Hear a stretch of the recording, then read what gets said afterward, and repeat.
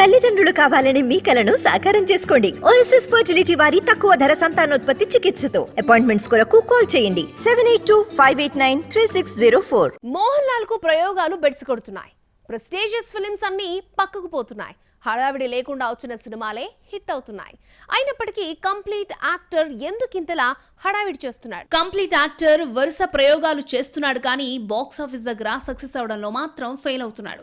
నేటి తరం మాలీవుడ్ కుర్ర హీరోలు ఉన్నప్పటికీ మోహన్ లాల్ కున్న మార్కెట్ వారికి లేకుండా పోవడంతో మలయాళంలో కాస్త పెద్దగా ఎలాంటి ఎక్స్పెరిమెంట్స్ చేయాల్సి వచ్చినా దర్శకులంతా మోహన్ లాల్నే కన్సల్ట్ అవుతున్నారు.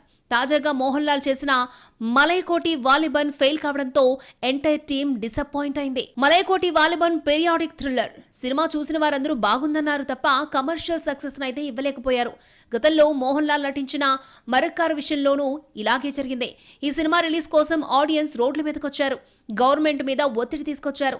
అంతలా ప్రజాదరణ తెచ్చుకున్న మోహన్ లాల్ ఆ సినిమా విషయంలోనూ అలాగే ఫెయిల్ అయ్యాడు. మోహన్ లాల్ హల్చల్ చేసే సినిమాలన్నింటికీ ఇలాంటి రిజల్టే వస్తోంది. అయినప్పటికీ తాజాగా మరోసారి ఇలాంటి హడావిడి చేస్తూ హాలీవుడ్ లోని సోనీ స్టూడియోలో తన తర్వాతి సినిమా Barroz guardian of D'Gama's treasure కోసం ఫీల్డ్ లోకి దిగిపోయాడు.